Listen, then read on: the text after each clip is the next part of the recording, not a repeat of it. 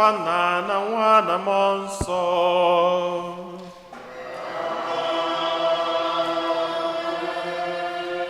Ka ngọzi nke Onyenwe anyị Jesu Kristi na ịhụnanya nke Chukwu Nna na ịdịkọ n'otu nke Mmụọ Nsọ na-enye dịrị unu niile.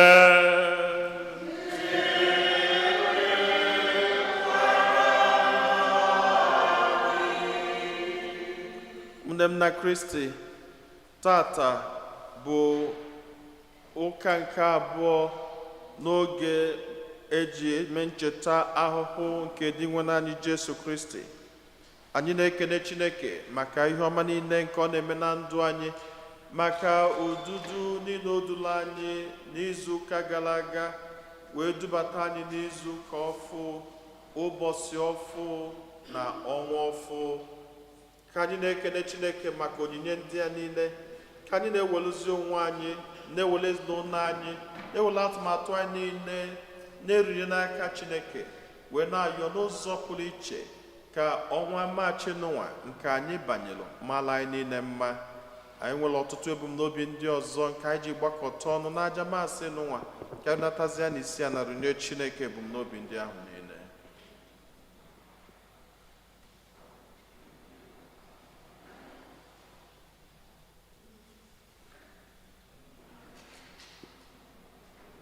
Ụmụnna, ka anyị kwado onwe anyị nke ọma maka nnukwu emume nke Yukarịstịa n'ụwa site n'ikwupụta njọ anyị.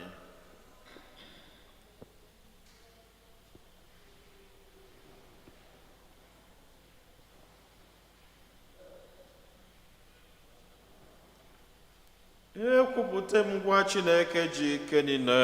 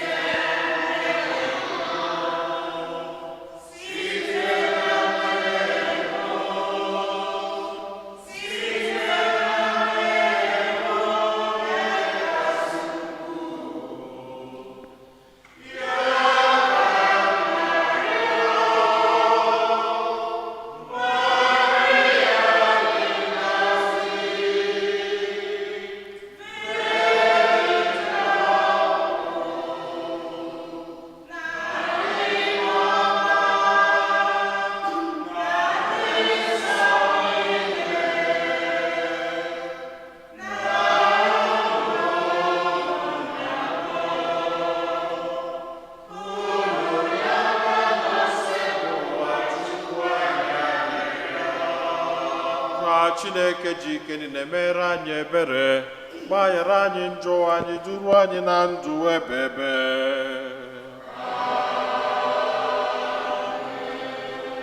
Ka anyị yọọ ayịyọ.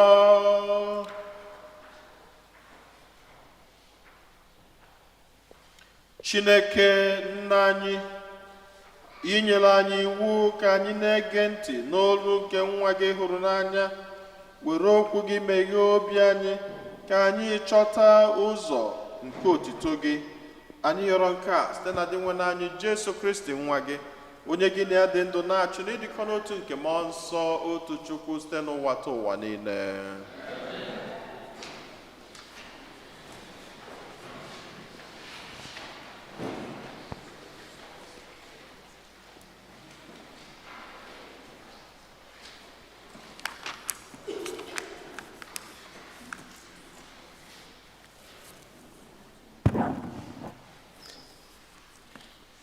Ihe ọgụgụ ewetara n'akwụkwọ Jenesis. Onyenwe anyị gwara Ebram sị, kwapụ n'obodo gị, hapụ ndị ikwu na ibe gị na ụlọ nna gị, bịa gawa na ala ahụ m ga-egosi gị.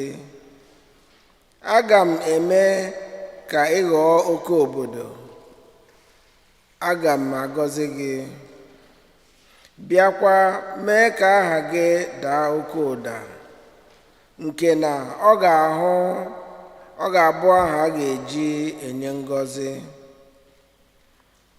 Aga m agọzi ndị ọbụla gọziri gị, ndị ọbụla ledara gị anya aga m abụ ha ọnụ. Agbụrụ niile dị n'ụwa ga-eji gị na-agọzi onwe ha. N'ihi ya, Ebram malitere ije dịka Onyenwe anyị siri gwa ya. Okwu nke oseburu ụwa. Biko Onyenwe anyị, mee ka ịhụnanya gị dakwasị anyị ebe anyị tụkwasịrị nchekwube anyị niile na gị. Biko Onyenwe anyị, mee ka ịhụnanya gị dakwasị anyị ebe anyị tụkwasịrị nchekwube anyị niile na gị. N'ihi na okwu nke Onyenwe anyị ziri ezi, ọrụ aka ya niile kwesịrị ntụkwasị obi. Onyenwe anyị hụrụ ezi omume na ikpe nkwụmọtọ n'anya. Ụwa dum jupụtara n'ịhụnanya ya. Onyenwe anyị, mee ka ịhụnanya gị dakwasị anyị ebe anyị tụkwasịrị nchekwube anyị na gị. Anya Onyenwe anyị na-ele ndị na-asọpụrụ ya. Ọ na-ele ndị tụkwasịrị obi n'ịhụnanya ya, ka ọ zọpụta ha n'ọnwụ, bịakwa nye ha nri n'oge ụkọ nri.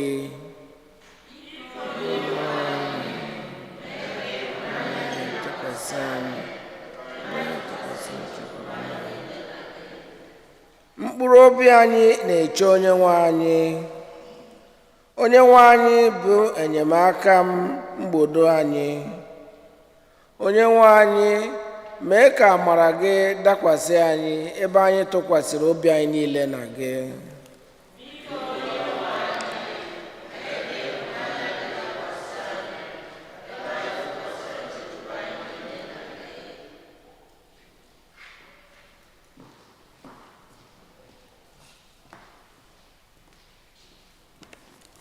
Ihe ọgụgụ ewetara n'akwụkwọ ozi nke abụọ Pọl dị asọ degara Timoti. Ihere emela gị ịgbara Onyenwe anyị akaebe. Ihere emela gị n'ihi mụ onwe m bụ onye mkpọrọ n'ihi ya. Kama, dịka Chineke siri nye gị ike na ume, soro keta oke ịta ahụhụ dịrị gị n'ihi ozi ọma ahụ. Chineke zọpụtara anyị, wee kpọọ anyị ịbụrụ ya ndị nsọ.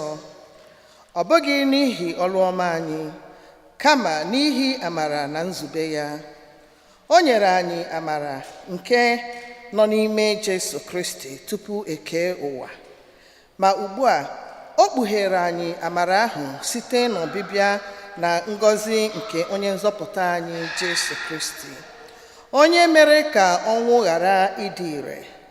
O sikwara na ozi ọma ya kpughee ụzọ a ga-esi enweta ezi ndụ na-anwụghị anwụ nke ndụ anyị. Okwu nke oseburu ụwa.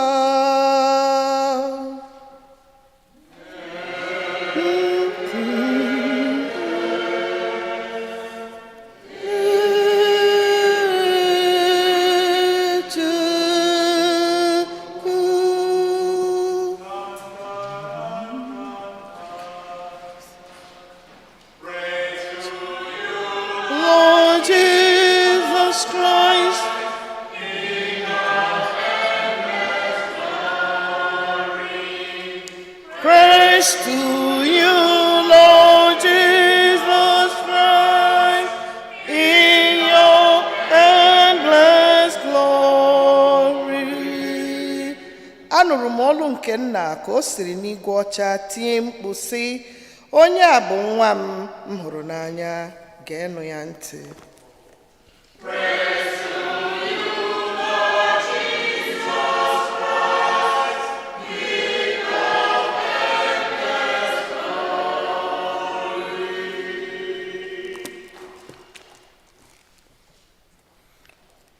onye nwe anyị nọnyelu ụnụ.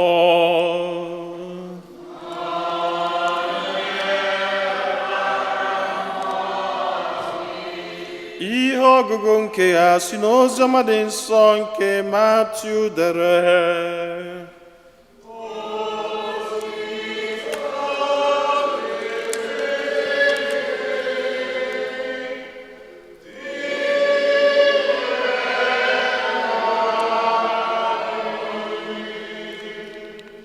Jesu kpọrọ Pita na James na John nwanne ya James, duru ha rigoro otu ugwu dị elu wee nọdụ iche. Jesu wee nwega onwe ya n'ihu ha, ihu ya wee na-egbukepụ dịka anyanwụ, uwe ya na-enwu ọcha dịka ìhè. Na mberede ha hụrụ Moses na Elaịja ka ha na Jesu na-akparịta ụka. Pita wee sị Jesu, onye nwe anyị, ọ dị mma ka anyị nọrọ n'ebe a. Ọ bụrụ na ị chọrọ, aga m ewu ụlọ ikwu 3 n'ebe a, otu dịrị gị, otu dịrị Moses, otu adịkwara Elaịja. Pita kpụ okwu n'ọnụ mgbe urukpu na-enwu ọcha bịara kpugide ha. Olu wee si n'urugbu ahụ daa sị, onye a bụ nwa m hụrụ n'anya, onye omume ya dị m ezi mma, nụrụnụ okwu ya. Mgbe ụmụazụ ya nụrụ olu a, oke egwu jidere ha, ha wee daa n'ala kpuchie ihu ha. Jesu wee bịakwute ha, bitụ ha aka sị, bilie na unu atụla egwu. Mgbe ha welitere anya, ọ dịghịkwa onye ọzọ ha hụrụ ma ọ bụghị naanị Jesu. Mgbe ha si n'elu ugwu ahụ na-arịdata, Jesu dọsịrị ha aka na ntị sị, unu agwakwala onye ọbụla ihe unu hụrụ ruo mgbe Nwa nke Mmadụ ga-esilarị n'ọnwụ bilie. Oziọma nke osebụwa.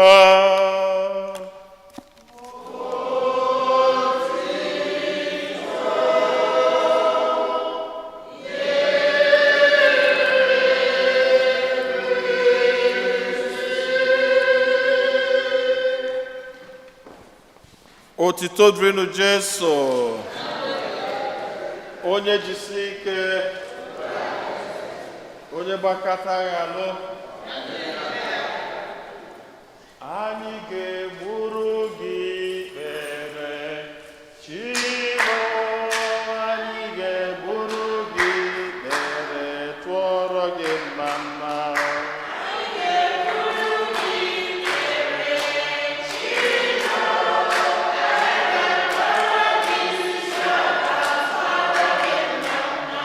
Anyị ga-egburu gị ikpere, Chimo, anyị ga-egburu gị ikpere, tụọrọ gị mma.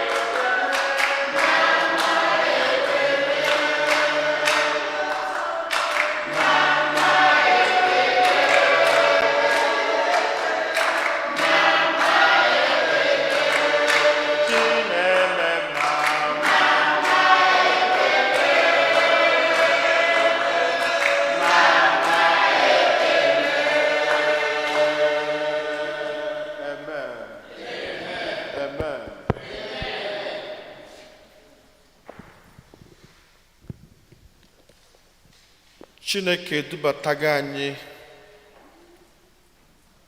n'ọnwa ọfụ ọnwa nke March. Ekpele anyị bụ that we must march on. Na ihe ọbụla bụ ebumnobi anyị zubere n'ọnwa anụnwa na ekwensu bụ onye ile anyị enwero ike gbochi anyị, that we must march on in this month in Jesus' name. And we must always claim this power because we are God's number one. We are yes, you are God's number one. And we must claim every power that God has given to us. Ebe ka faith bụ. Maka na onye kwe gị na-eme, chi ekwe, ikwe, chi ga-ekwe. Last Sunday, the church showed us the power of temptation. Na mgbe ị na-ezube ime ihe ọma, Paul dị asọ kwukwuli ọsị, na mgbe ya na-eche ihe ọma ya ga-eme ka ihe ọjọọ na-eme gịnị na-abịa. Ụka gosi anyị na Lent bụ nnukwu oge anyị ji asọrị ndị onwe anyị whole and entirely to God. Na mgbe ọ bụ na ichele ezigbo echiche nụnwa na-etu aka ekwensu si eme gịnị alịghalị. And I remember na nyelo even myself, like I don't remember if I said this last Sunday. Now on Ash Wednesday, onye ọ na mana na-ebu ọnụ, okay? And I can remember in the last 25 years, Nchigo Father, if I have eaten before morning mass, I don't think I have ever tried it. I always try to finish morning mass or early mass, or second when mass 8:30 or 9. I will still finish the mass then in the intervals.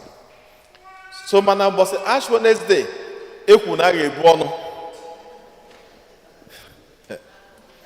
Okura 7 o'clock. Even apart from me finishing, man will sometimes say cheerful breakfast, which is not okay. Because breakfast, that's not the best meal, okay? The doctor, do no one can. Manando to so sometimes say chef wemia. When Jechetia will keep bolu bezehre kebe 1, 2. After you bidora never get sign. Back here see what's going on. By then the brain will get reset. Yeah. Mana all robots Ash Wednesday that has the one 7 o'clock. Agwe we're on.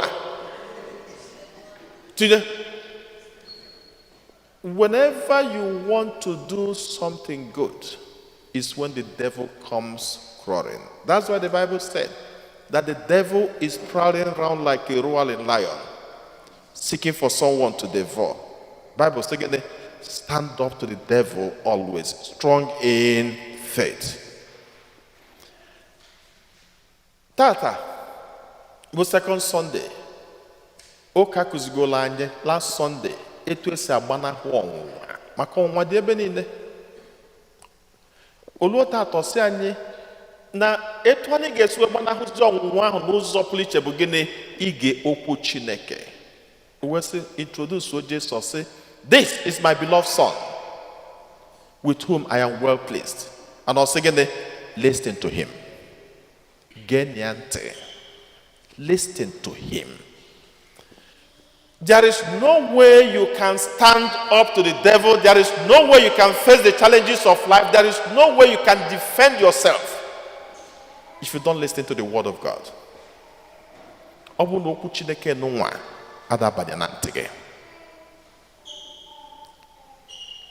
The Bible said, the word of God is alive and active. It's like two-edged sword. On appears. Now the question is, what do we listen to? Onya koka jego wase, anyị n'okwu Chineke, anyị emebe no ye emebe, anyị bụ na ndị na-anụ naanị ọnụnụ. Enwekwule ndị ga-decide na ha ma anụkwudo anụ ma ya fọdụzie ọnụnụ nwanụ. Listen to the word of God. Listen to God. Listen to him at all time. Anọ nya bụ ihe Lent nwa bụ.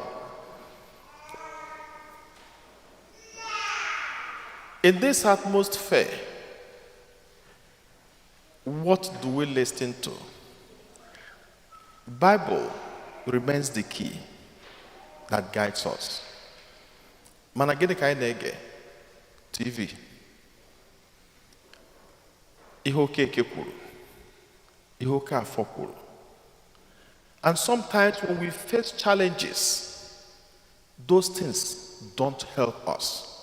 Even the younger ones, you ask them always, what do you listen to? They listen to what? Internet. Their phone. What their phone says. What their phone didn't say. And what do they get from the phone? Sometimes not even information, but misinformation. They get something that will ruin their lives and ruin their future. What do you listen to? What advises you?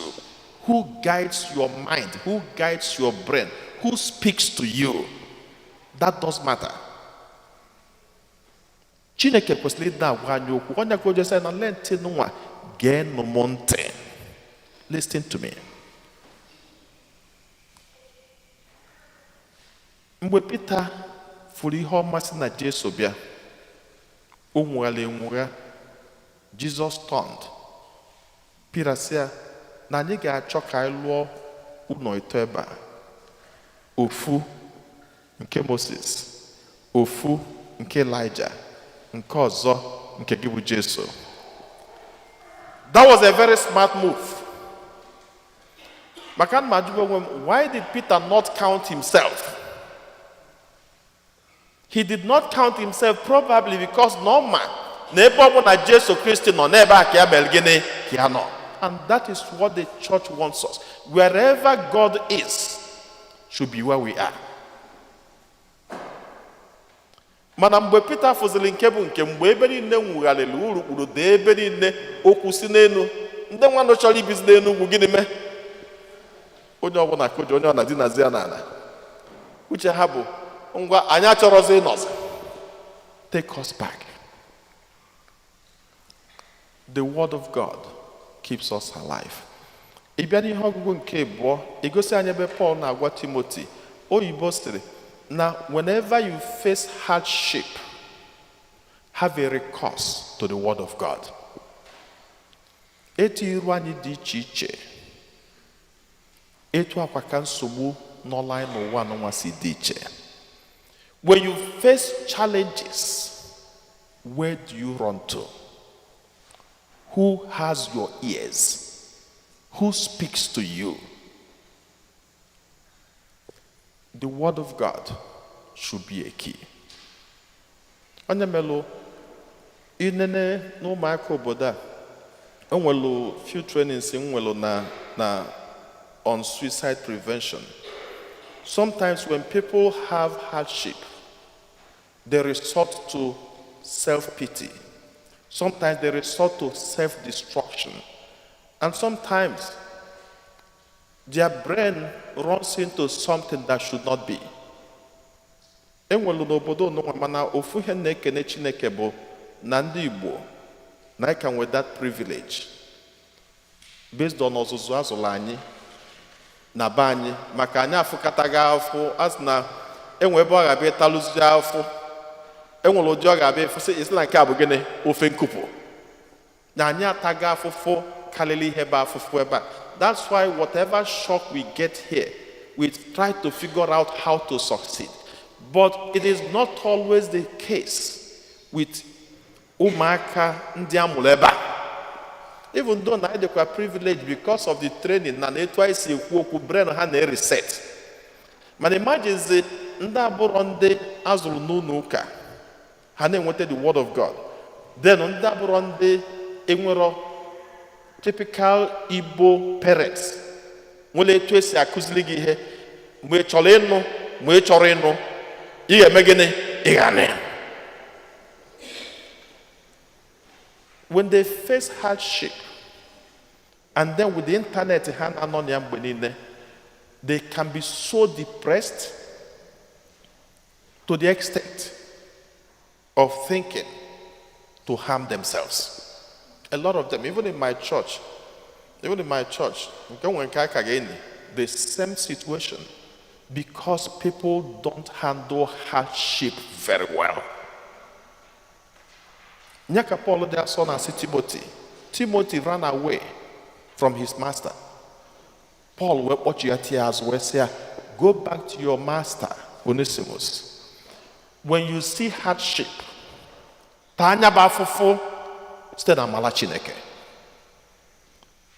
Afofo ani di iche.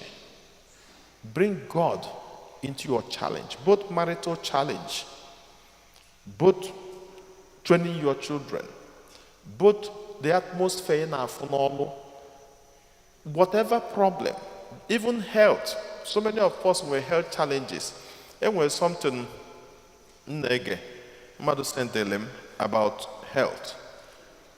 You know, when we get older, ihobuna melani and you feel no oya abokum doctor kama no ihe onye akwuru mana onwe ka onye asi kọwasịa ya ihe ọbụla ọsị akwụkwọ ugwu oge ozugbo ifilugo, but sometimes we don't even connect the problem anyị na-enwe with the age.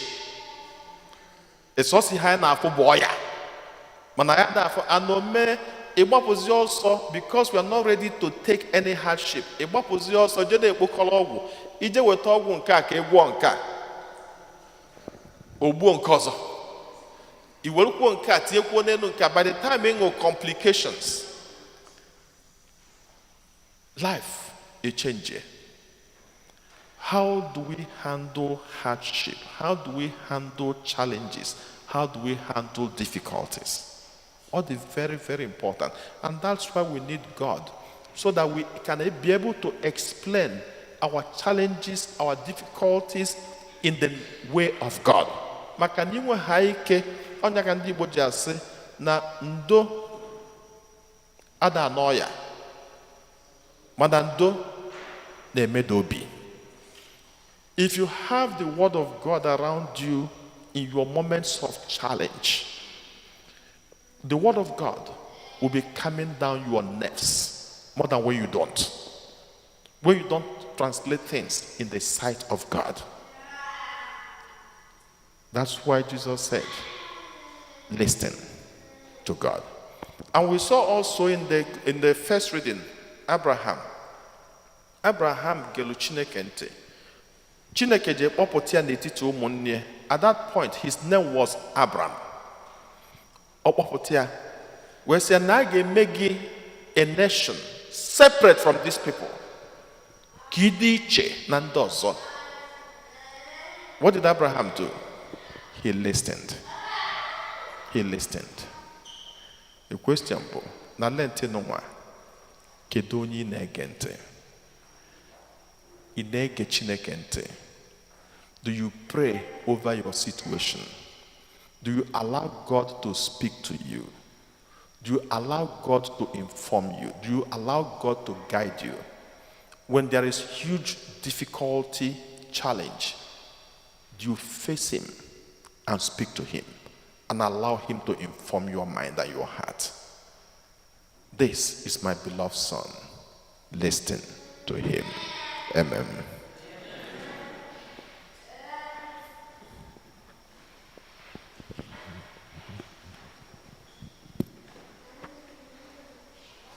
Ekwem n'otu Chineke.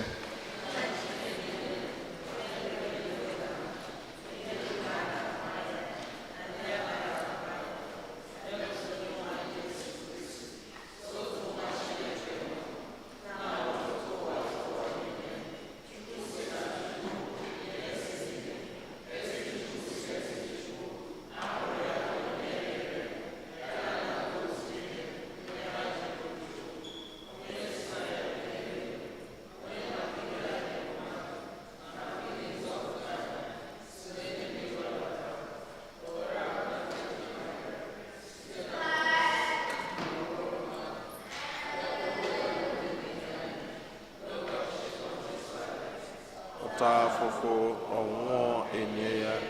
O bilitere n'ụbọchị nke atọ ka akwụkwọ nsọ siri kwu, ọ rọgoro n'eluigwe ọdụdụ aka nri nna. Ọ ga-abịaghachi ọzọ n'ebube ya ikpe ndị dị ndụ na ndị nwụrụ anwụ ikpe. Onye ọchịchị ya na-enweghị njedebe. Ekwe na mmụọ nsọ, onye nwanyị na-enye ndụ, onye si na nna na nwa pụta, onye a na-esekpụrụ na-etokọdo ya na nna na nwa, onye si na ndị amụma kwuo okwu.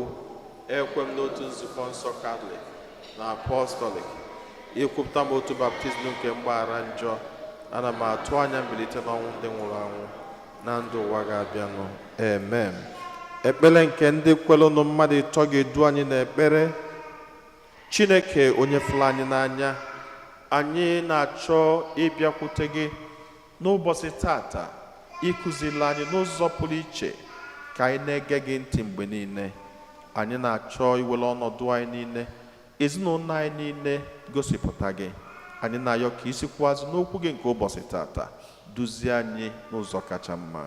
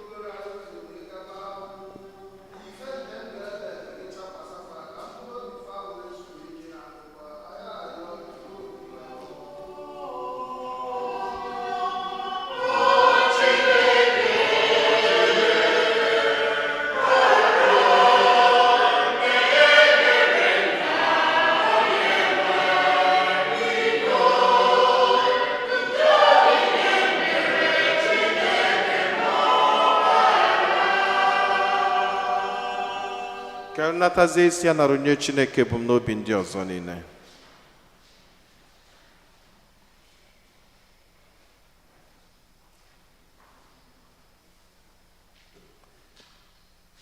Anyị na-echetakwazị masị n'ụwa n'ụzọ pụrụ iche maka ebumnobi na ngọzi nke His Holiness the Pope Leo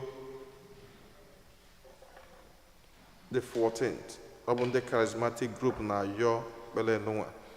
Anyị na-enyekwazị masị n'ụwa maka udo nke ụwa, ọkacha ihe na-eme n'izu n'ụwa na mba ụwa niile. Chineke efula anyị n'anya, anyị egosipụtago gị ọtụtụ ebumnobi anyị dịka iru anyị si dị iche iche, etu aka mkpa anyị si dị iche iche, mana anyị ma na ịbụ Chineke na-afụ n'ife na-afụ na nzuzo.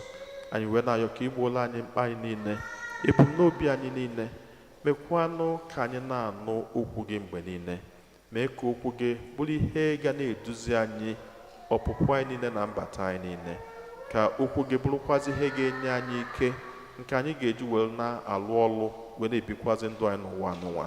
Anyị yọrọ nke a site na Kristi Onyenwe anyị.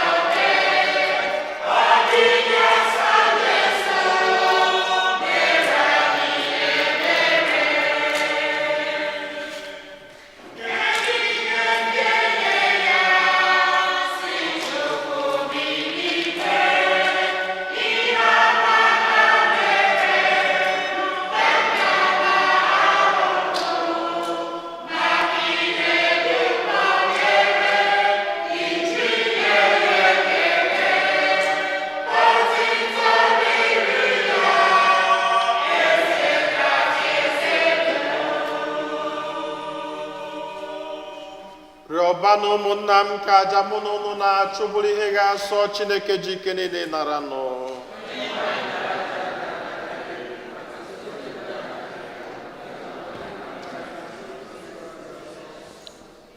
Onye nwe anyị biko mee ka aja nke a wụchapụ njọ anyị, ka anyị bụ ndị kwere na gị were ahụ na mkpụrụ obi edoro nsọ mee emume nke ọnwụ na mbilite n'ọnwụ nke nwa gị, onye gị na ya dị ndụ na-achị ebe ebe. Onye nwe anyị na onye n'ụlọ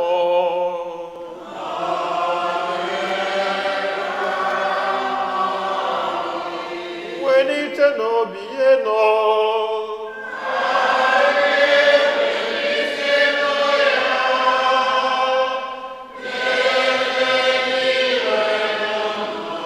Ka anyị nye n'ụdị nwanne Chukwu anyị ekene.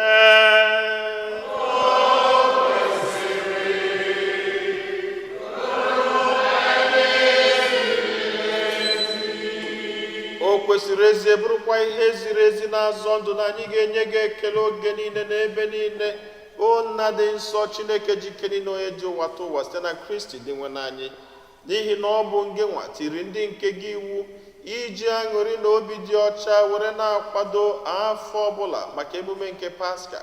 Ọ bụ site n'itinye obi anyị n'ekpere na ọrụ nke ịhụnanya na site n'isonye ugboro ugboro n'emume niile nke nzukọ ji edo anyị nsọ ka anyị ji ejupụta na gracia nke ụmụ nke Chukwu. N'ihi nke ya anyị na-eso igwe ndị mmụọ niile nke eluigwe na-eto ebube gị oge niile n'ukwe na-ekwe.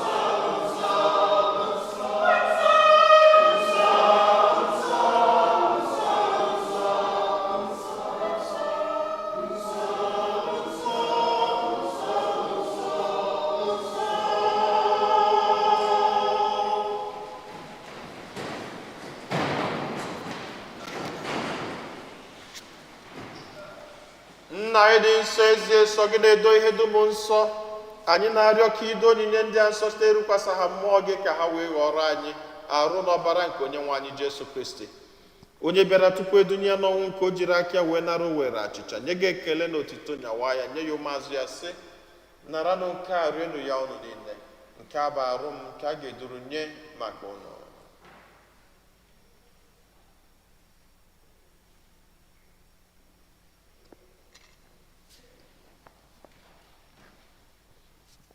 Otu akwa ka o siri mee mgbe ha richara nri anyasị, o buru iko mmanya nyekwa gị ekele na otito bunye ya ụmụazụ ya sị, naranụ nke a ṅụọnụ ya ụnụ niile, nke a bụ iko nke ọbara m nke ọgbụgba ndụ ọhụrụ dị ebebe, a ga-agba n'ihi nna n'ihi mmadụ niile ka e were gbaghara njọ, na-emenụ nke a na ncheta nke m.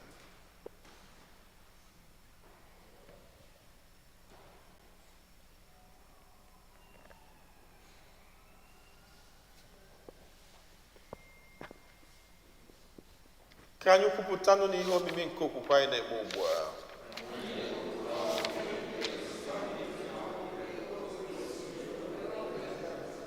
Nna, na ncheta nke ọnwụ na mbilite n'ọnwụ nke nwa gị, anyị ebunye gị achịcha nke ndụ n'iko nke nzọpụta. Anyị na-ekele gị n'ihi na ị kwere ka anyị dị mma ikwuru n'ihu gị na-efe gị. Anyị ji ume a na-arịọ ka anyị bụ ndị na-anata arụ n'ọbara nke Kristi bụrụ otu site na njikọ nke mmụọ nsọ. Nna, cheta nzukọ gị gazuru ụwa niile, menụ ka ịhụnanya gị jupụta ya. Gọzie pope anyị bụ Leo na bishọp anyị bụ Robert na ndị ofe ọta gị niile. Chetakwa ụmụnne anyị ndị ji okwe wee gaa n'ezumike nke ọnwụ, kpọbata ha na ndị ọzọ niile nwụrụ anwụ n'ihe nke ebube gị. Biko meela anyị niile ebere, ka anyị soro Virgin Maria dị ngọzi nne nke Chukwu na ndị apọstụl na ndị so niile ndị mere uche na wee keta ndụ ebebe. Ka anyị sorokwanụ ha na-eto gị na-edo gị ebube site na Jesu Kristi nwa gị.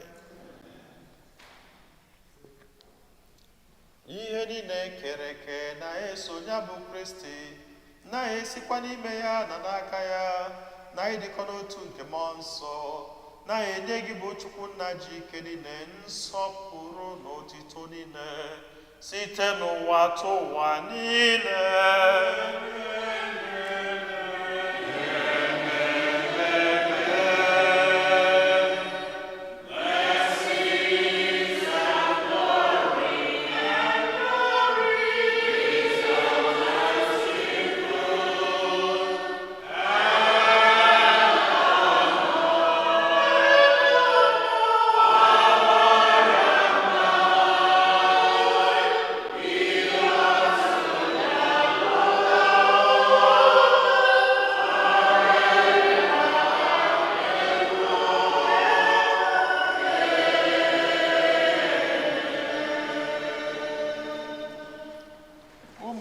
Ka anyị were ebere na onye nzọpụta anyị kụziri anyị were gbọkwuwe Chukwu na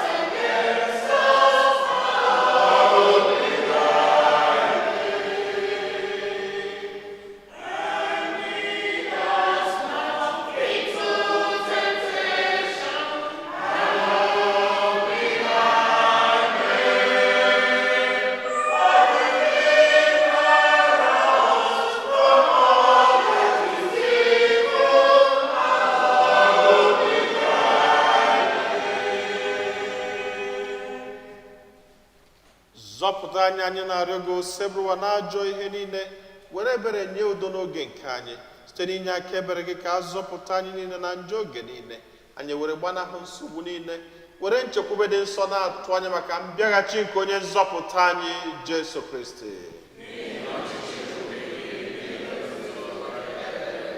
Onye nwe anyị Jesu Kristi, onye gwara ndị apọstụl gị, udo ka m na-arapụrụ na udo nke m ka m na-enye unu, elekwana anya na njọ anyị kama rekwasị anya n'okwukwe nke nzukọ gị. Nye ya udo na ịdịkọ n'otu mgbe niile ka uche gị siri chọọ, gị bụ onye dị ndụ na-achị ebe. Udo nke osebụrụwa dịrị unu mgbe niile.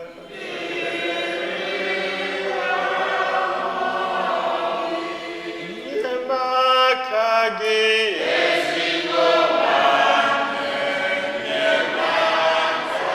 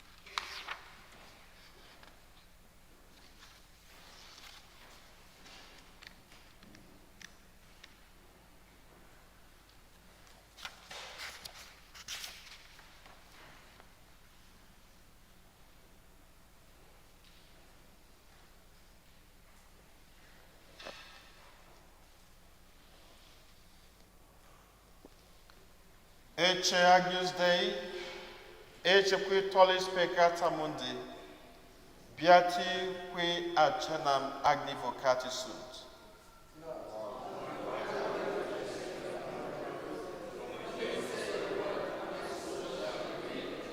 May the body and blood of Christ bring us an everlasting life. Amen.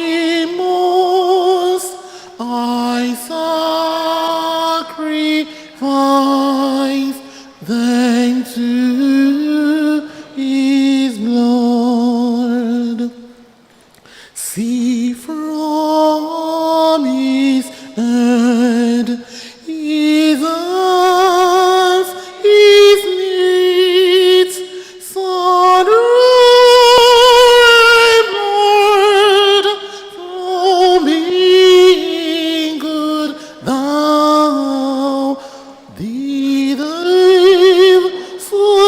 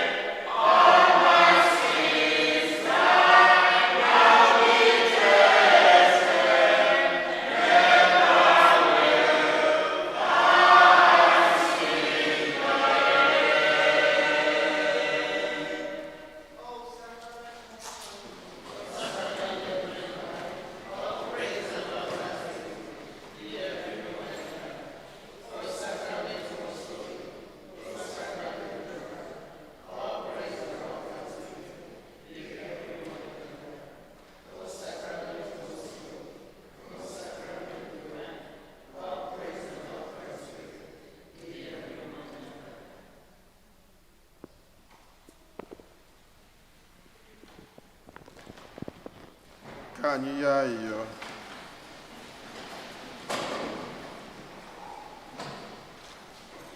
Onyenwe anyị bụ ndị natara ihe omimi nke otito gị nwere afọ ojuju.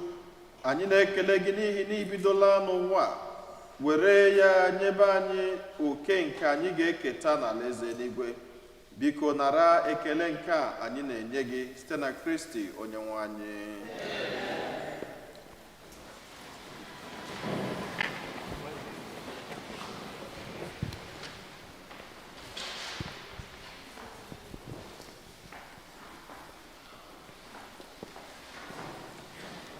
Otodri Jesu, second collection. Come and see what the Lord has done for me. Come and see what the Lord has done for me. Come and see what the Lord has done for me. It's way to be made, I would really pay. Come and see what the Lord has done for me. Come and see what the Lord has done for me. Come and see what the Lord has done for me. It's way to be made, I would really pay. It's way to be made, I would really pay. It's way to be made, I would really pay. Oh, come and see what the Lord has done for me. It's way to be made, I would really pay. Otodri Jesu, parish announcement. Lenten almsgiving brings blessings. Please pick up a Lenten folder at the entrance of the church for your Lenten monetary sacrifice. They should be returned at the end of the Lent. At the end of Lent, the African community of St. Fortunata invites you to a spiritual pilgrimage to the National Shrine of Divine Mercy in Stockbridge, Massachusetts, on Sunday, April 12th. Cost, adults $55 a person, children $35. For reservations and more information, see the bulletin. Mass and Stations of the Cross every Friday during the Lenten season after the 8 a.m. and 7 p.m. Masses, bilingual. We invite everyone to attend our Lenten retreat on Saturday, March 14th from 1:30 p.m. to 4 p.m. The retreat will be led by Father Donald Dozer. All are welcome. Flyers are available at the entrance of the church. Please support our religious articles stand. We have a variety of books, novenas, and other religious items are available. Please stop by and visit us today. Otodri Jesu. Yeah, the first Sunday of March. Ndinne, Biano for your special blessing. Anyị were nne dị mma, anyị were n'obi ọma, anyị were nne dị mma, Virgin Maria. Anyị were nne dị mma, anyị were nne dị mma, anyị were nne dị mma, Virgin Maria. Anyị were nne dị mma, anyị were nne dị mma, anyị were nne dị mma, Virgin Maria. Anyị were nne dị mma, anyị were n'obi ọma, anyị were nne dị mma, Virgin Maria. Mary, blessed Mary, Mama, I love you.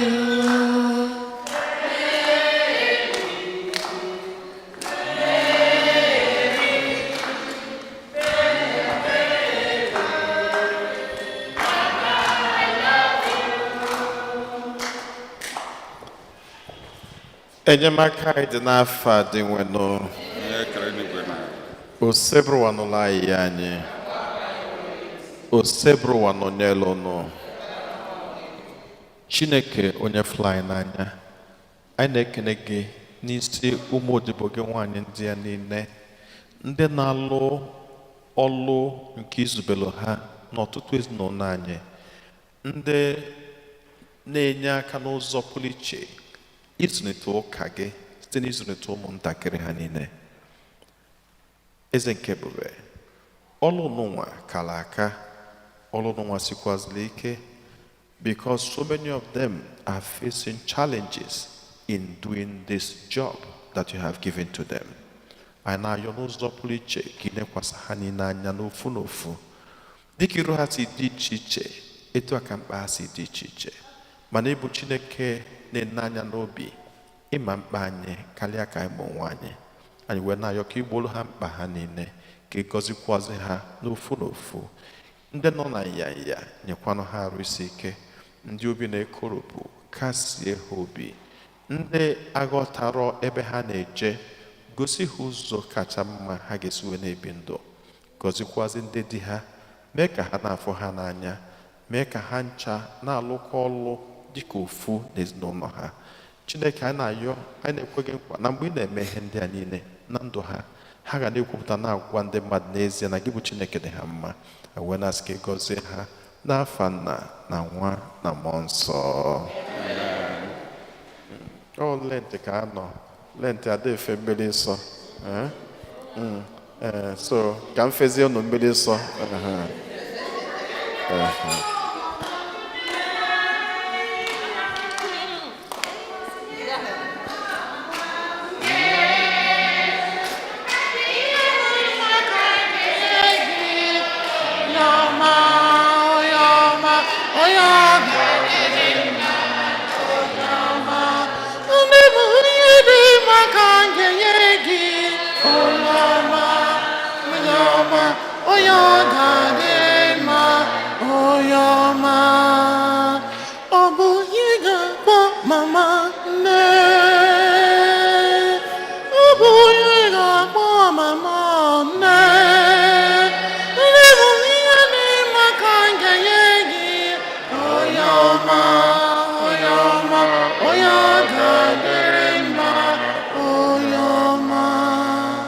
Otodri Jesu. Onye isi ndị nna chọọ agbasa mass, ọ chọrọ ịhụ ndị nna briefly at the back of the church. Onye ndị choir ga-enwekwa brief meeting, just very brief, at the end of the mass. Neighbor. Our general meeting go next Sunday. Next Sunday, which is March 8th, after Mass. I took away the opportunity to go through all that we've been doing recently. Where we are, and then to outline for the rest of the year.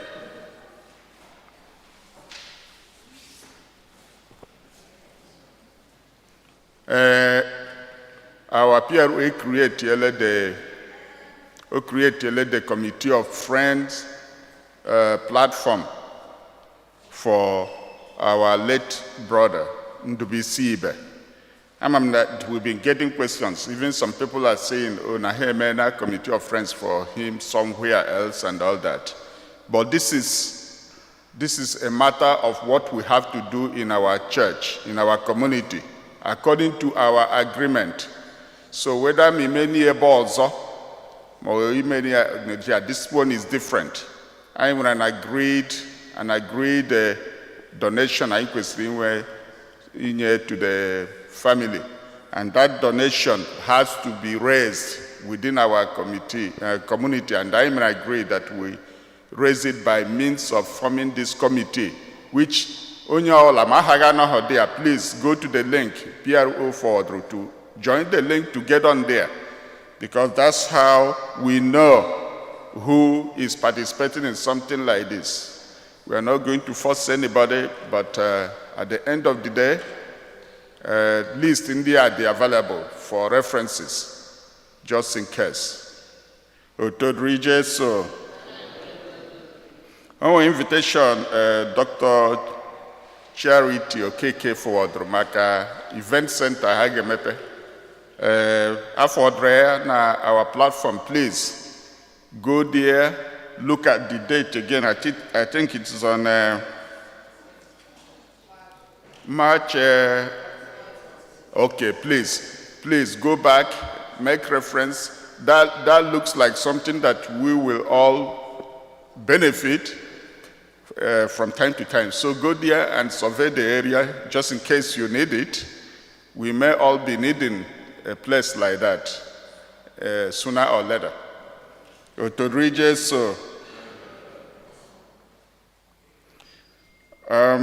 the parish, that 9 on Lent, and very soon it will be Good Friday, and from Good Friday we're going to have our Easter Sunday. And according to the way Eshemi Hena parish here, during Good Friday, anime procession, which our community now participate very, very actively.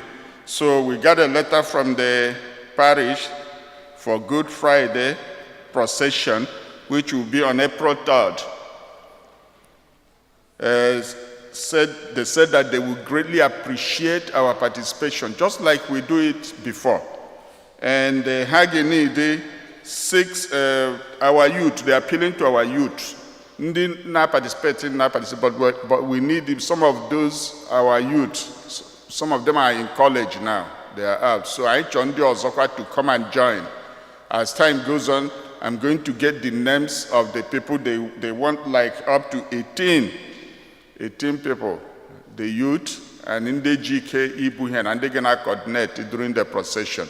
So please, I can send out something for everybody to volunteer.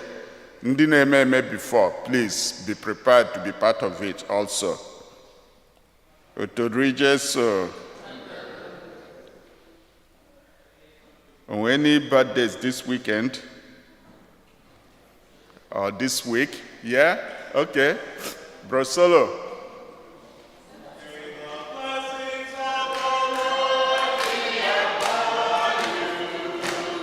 Bro Solo, come. Special blessing.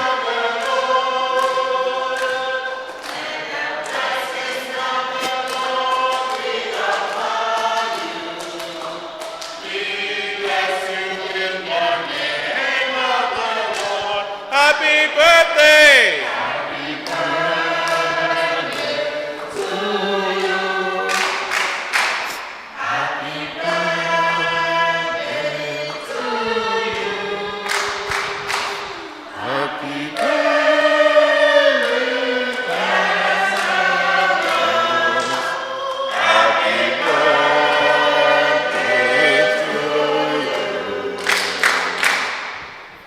Enyemaka dị n'afọ dị nwenụ osebụwa n'ụlọ anyị Chineke nna dị ebere dị ịfụnanya, anyị na-ekene gị n'isi nwa odibo gị nwoke, onye nke inyere anyị n'ụwa anụnwa, onye na-egosipụtakwazi n'etiti ụmụnne ya niile na ndụ nke ọ dị na ihe ọma niile nke na-eme na ndụ ya si n'aka gị bụ Chineke abịa. Eze nke ebube, ebe ọ na-ekwupụta gị n'ụzọ pụrụ iche tata maka ndụ na ihe ọma nke iji chọọ ya mma, anyị na-ewerukwazi ya na-erunye n'aka gị wee na-ayọ ka ijigidesie ya ike, ka ị na-agọzi ọpụpụ ya niile, ka ị na-agọzi mbata ya niile, ka ị na-agọzi ezinụlọ ya, ka ị na-agọzi nwunye, ka ị na-agọzi aka ọlụ ya na ihe niile nke ọ na-eme n'ụwa n'ụwa. Anyị na-ayọkwazi nke o metarakwa n'ọfụma ka gị bụ Chineke na-agbazilie, n'ihi na anyị bụ mmadụ, anyị abụrụ gị bụ Chukwu, mana anyị ma na ị na-edu anyị mgbe niile wee na-asị ka ngọzi gị na amara gị barie ụba n'afa Nna na Nwa na Mmụọ Nsọ.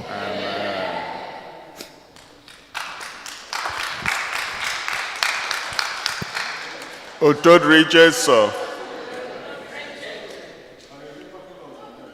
Onwende. Otodri Jesu. Onwende name anniversary. Either wedding anniversary, any kind of anniversaries this week or this weekend. Any anniversaries? Okay. One thing that we have to keep emphasizing on is that something that I like here so much. I don't have weddings. I know that our children are growing and we want them to marry each other and come here, have their weddings, we attend. I actually didn't have more of that. Now, that's the way the community will keep growing. I actually have or another state. We want to be seeing them around. Otodri Jesu. And when the tower is easy, and when the tower is easy, any first time worshippers with us? Okay.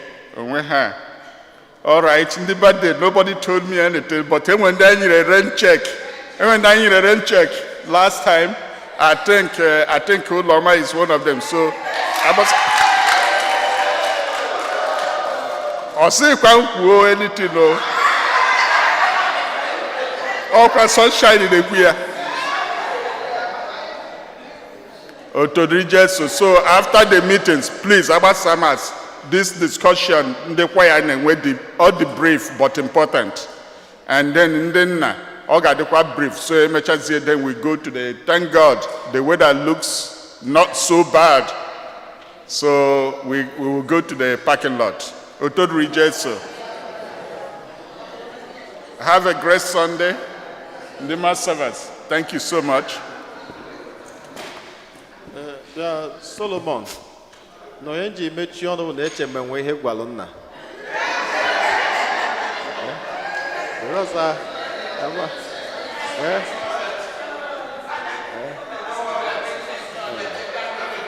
okay, so about ka ịrapụ iche na anyị chefuru echefu. Anyị echefuru. Ana enwelu prọfesi Dr. Nname ibido prọfesi a nche emenwelu nke efugolo afọ. Ka na ịmago na mgbe ụfọdụ ndị agbanwe ka ha si ekwu okwu enwere ike etu okwu ya tata ọma bụ tata. So maka anyị ma na anyị nwere a lot of beautiful young girls na nọ in different states na Jehovah and ịmago maka ndị na-enechu na afọ da mmacha m ha niile. So ka anyị ma be Tina ma be Dr. Nna ma be Nweke ma Gede ma Ogbuefi mmadụ juru eju. So ka anyị na-ene anya a na-etinye ya n'ekpere Chineke ga-eme ihe ọma ga-elu anyị aka in Jesus name.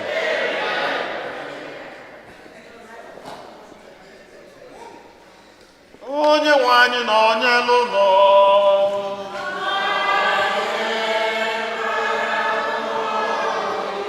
ka Chukwu ji ike niile gọzie unu Nna na Nwa na Mmụọ Nsọ.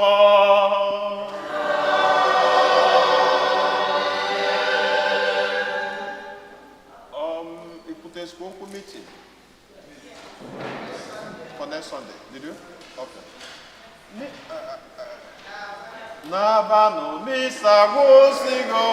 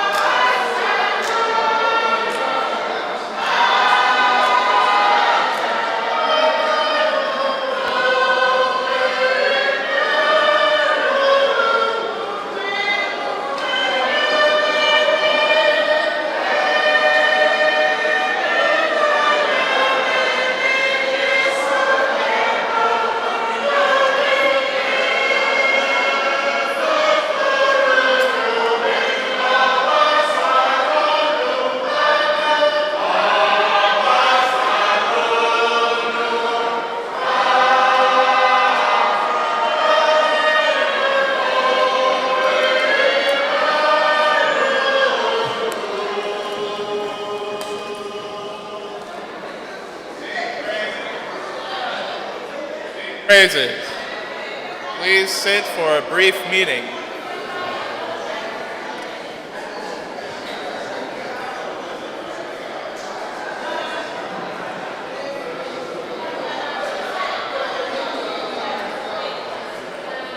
All right, so just keep in mind that I believe it was circulated in the forum that Father Jose wants all the choirs of St. Fortunata to participate in a special program. You can't hear me? So Father Jose would like all the choirs of St. Fortunata to be a part of a special program.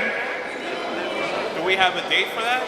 No date yet. There is no date set, but you just got to keep in mind that it is in the works at some point within, I would say, the next several weeks.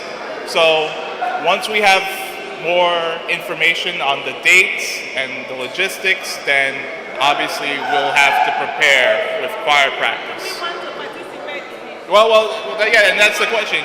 Do we?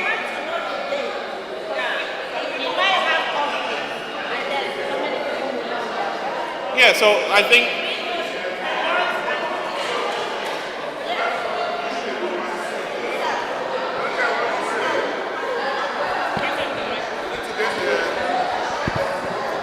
Same praises. So usually I'm not participating in hand there. So what I wanted to add, our participation needs preparation. First, I got another date. Then we need to arrange ourselves in terms of practice. So I get coordinated of my, also my uche. Yeah, be able to try to touch it, hook one up for this thing, to find out his availability and the possibility of him augmenting what we have. Because if we don't really practice well, And yeah, Uncle made a pretty good point. And of course, Easter is around the corner. It's still several weeks away, but regardless, we need to go back and conduct practices. I would say probably within the next 2-3 weeks, we should start to practice in preparation for Holy Week and for Easter. So just mark that on your calendar. At some point on a Saturday during the month of March, we should have choir practice. All right, so next choir practice. Looking at the calendar, today's the 1st. Then we have March the 7th on a Saturday, March 14th, March 21st, March 28th. Those are all Saturdays in March. So which date would work best to conduct the choir practice?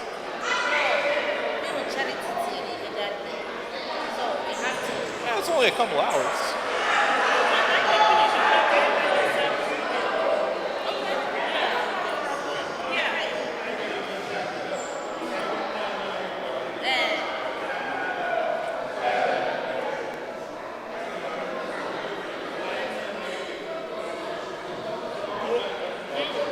Well, that's regardless, because we still have to prepare for Easter anyhow.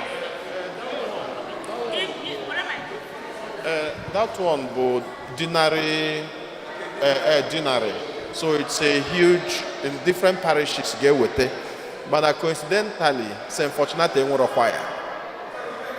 So now, because I ain't a choir, So because I ain't a choir, so but when Father Jose and the Kuzi, or some more ebe ọ nọọsụ ọsọ ndị Igbo nwere kwaya ma ụlọ ga-ekweta nsị ya why not ka m yọgode ka na then na-asị so enwe language so na-asị m that we can do with some mixed language depending on what they want but na ya mekwesa oyibo because I own ndị Igbo so that's also where we can also showcase our own dialect somehow then maybe so mana enyego m the father in charge of the organizing the choir, whatever for the dinner. And go number Tina concert exactly. So as soon as he reaches the Tina, then he will give the date and the whole details they need for the performance. So I will follow up. I'm just trying to have within this week. Clean wire up so that onyelo n'aka in every step. Nke anyị showcase so why say Fortunata exactly. Oh no, superstar now. Okay, no, what I mean Fortunata, I mean the English in the English section. How come they mean? Okay, that we have. Okay, and secondly, so kedu say select to so imana every section of the mass. No, the season for the season malum that's all the address to the season, like all the Lenten season, all each. But then will offertory, where ukwe communion, where ukwe entrance. On the taking note of that in selection. Okay, because so paying attention to that, so that I may ukwe nka nanka, so that the entrance and where ukwe entrance, then offertory, where then communion and when dismissal and when we follow what the church does. Huh? Yeah, thank you. And just to reiterate, we still have to figure out the dates and the time and logistics and everything, but regardless, we still have to have choir practice in preparation for the Easter season. So, March 14th,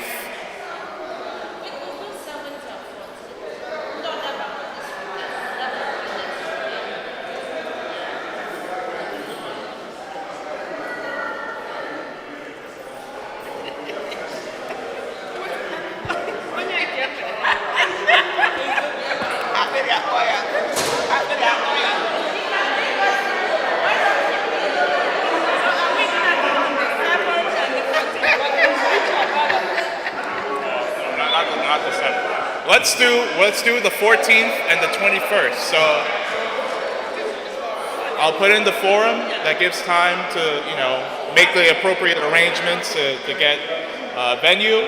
And if some people can't do the 14th, they can try the 21st, vice versa. If you can go to both, that's great. But the idea is to come to at least one of them. Sing praises.